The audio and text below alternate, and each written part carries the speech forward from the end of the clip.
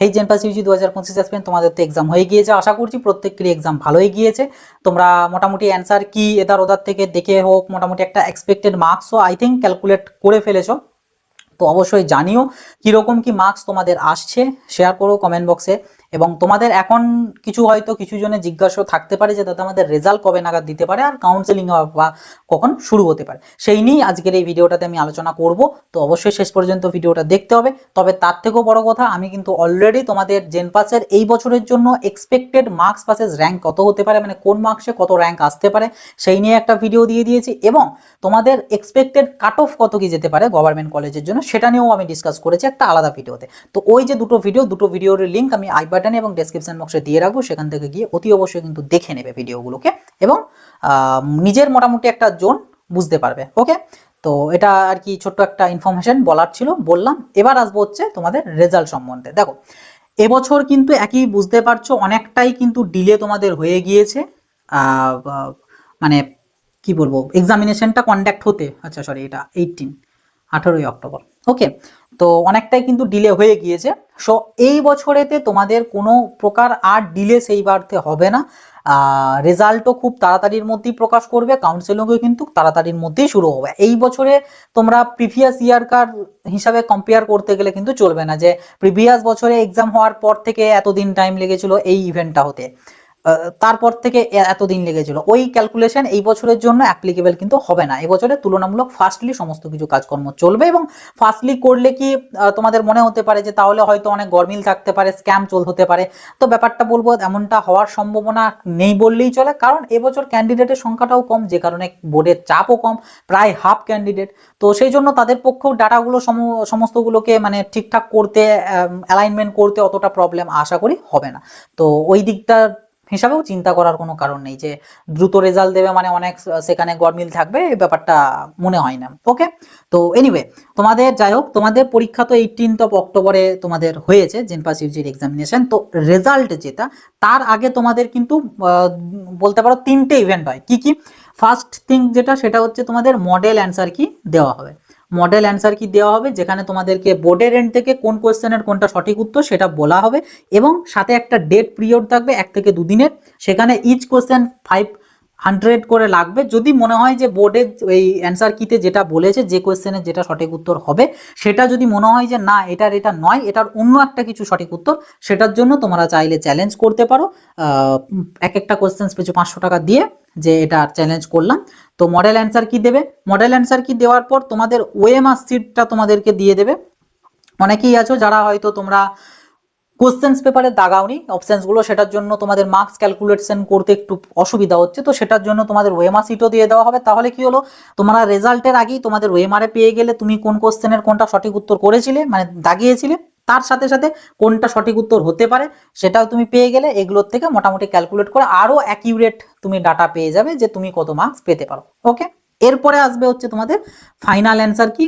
এবার model answer কি আর final answer কি ডিফারেন্স? কিছুই না, এই যে যতজন যে কয়েকটা কোশ্চেনের জন্য চ্যালেঞ্জ করলো, সেই কোশ্চেন্সগুলোকে বোর্ড রিভিউ করে দেখে যে আদৌ সেগুলো ভুল আছে কিনা। যদি দেখে যে ভুল আছে, তাহলে সেটাকে রেকটিফাই করে যেটা ঠিক হবে সেটাকে ঠিক করে দেয় এই ফাইনাল অ্যান্সার কিতে। আর যদি দেখে যে না সেটাই আছে, তাহলে সেটাই পাবলিশ হবে, মানে এটাই ফাইনাল। এটার পরে আর কোনো চ্যালেঞ্জের কোনো অপশন নেই, তাতে ভুল থাকলে ভুল, ঠিক থাকলে ঠিক।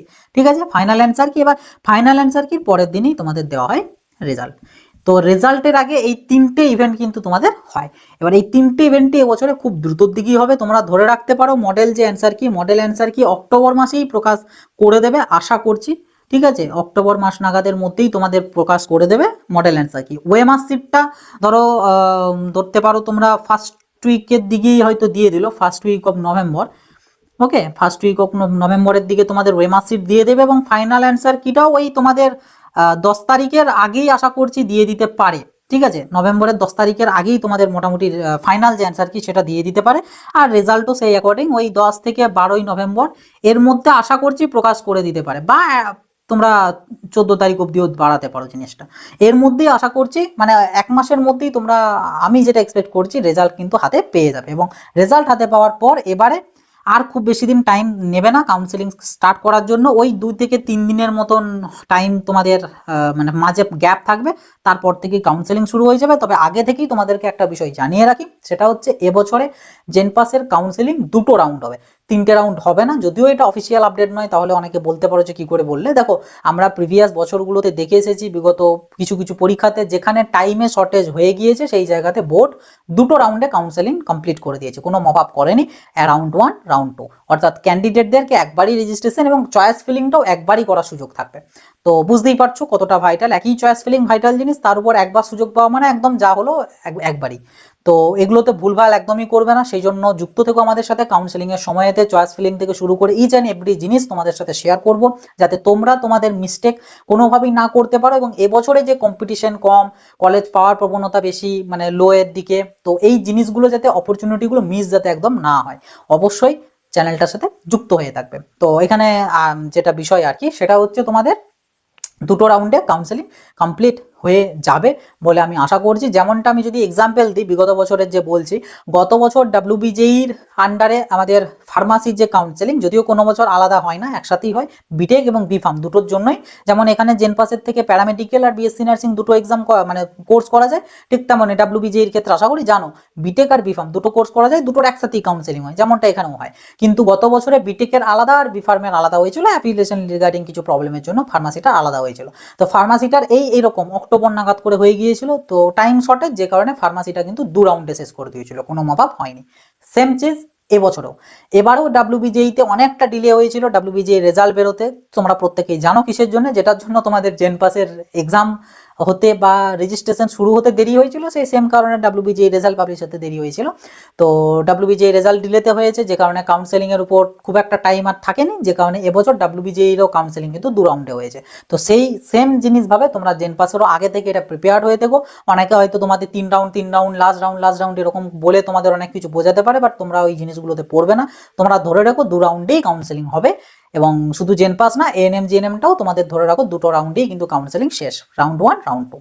ওকে, রাউন্ড 1 রাউন্ড 2 আশা করছি এই যে 12-13 তারিখের মধ্যে যদি রেজাল্ট দিয়ে দেয়, তো তারপর থেকে শুরু করে মানে ওই মিড অফ নভেম্বর থেকে শুরু করে ডিসেম্বরের শেষ বা ওই 2-3 তারিখের মধ্যেই কিন্তু তোমাদের কাউন্সেলিং কমপ্লিট হয়ে কলেজ কিন্তু স্টার্ট হয়ে যাবে। মানে ডিসেম্বরের ফার্স্ট উইকটা যদি বাদও দিই, সেকেন্ড উইক থেকে কিন্তু তোমাদের ডিসেম্বরের ক্লাস শুরু হয়ে যাবে ধরতে পারো প্রত্যেকের, ঠিক আছে।